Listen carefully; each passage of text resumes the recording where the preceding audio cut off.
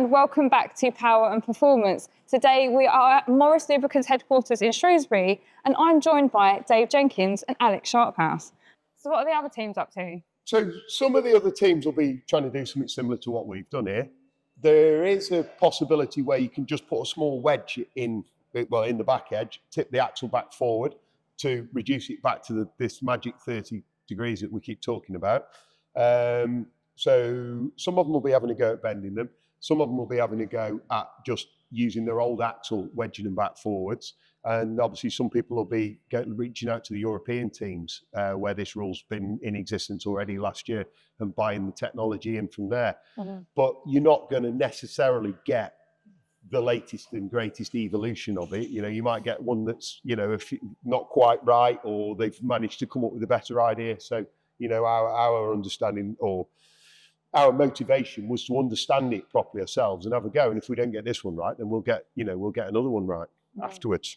And so doing it yourself actually puts you above and beyond all the other teams. Yeah, well, we get the understanding of it, and we get we've done it ourselves, not bought it in. So we get, it's about working your way through the whole thing, isn't it? But you did last year. You did quite a significant change in the back end of the year, didn't you? Which sort of inspired us to do a bit more, really, didn't you? By widening the truck, didn't you? Which stiffened it up. Yeah, so at the end of last year, we'd raced in Le Mans, and I had a little look around at some of the technology that was going on with the European teams there, and it seems they'd increased the rear track width, actually made the back of the truck wider, and that was in it. I could probably show you on this here, actually.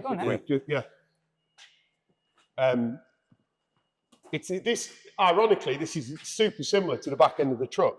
So what they've actually been able to do is increase the track width, move the wheels out. Then you're able to bring the spring and the spring hanger wider out off the chassis, which then in turn allows you to reduce the spring rate, but still having the same roll control in the back of the truck. So that was something that Alex made the bits. I dreamt it up.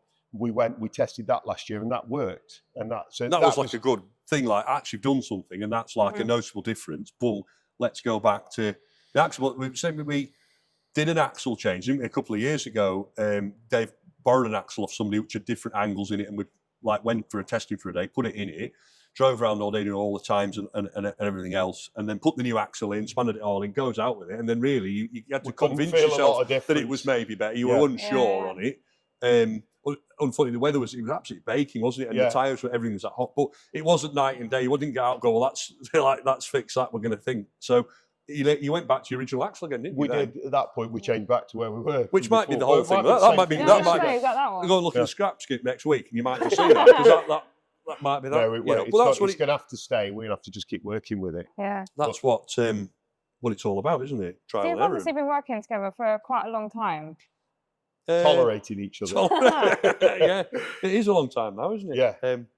Yeah. Which is just, I've got to know Dave when he's my wife's brother, so known him a long time, and then the whole family really, my interests and all of Dave's family are all from an engineering motorsport side, from Formula One to truck racing. Now our nephew, he's like racing in Porsche, he's like right up there in the new Carrera Cup, and it's all come through. Dave's other brother James, he was like the fundamental in the starting of the truck racing with you, wasn't he? The two of you would have never got anywhere. Well, it was your dad, wasn't he, who started it? Started it back then. So that side of it, and then I come along and meet the family, and I'm steam engines and heavy engineering and old machinery and everything else. So obviously we've always had a massive interest in both what we do, and both want to have a little go at each other's thing as well. So, like Dave comes and plays steam engines and does things like that, and helps me out with stuff like come and do that. And then Dave's doing this to the truck. We're fully supporting with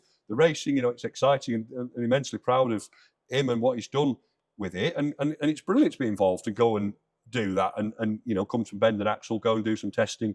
Why wouldn't you? It's like truck racing, steam engines, two very, very different things. So do you think you've got like quite different approaches to how you work and how you problem solve and re-engineer like all the things that you're working on? Yeah, I like a fire under it if it doesn't work. I try and stop it from lighting fire. Dave tries to stop it from catching fire. It's all engineering, isn't it? Yeah. It's all engineering, and like Alex has just said, we've got loads of common interests over the 20 odd years he's been part of our family. It's the synergy's just grown between the two fields, really.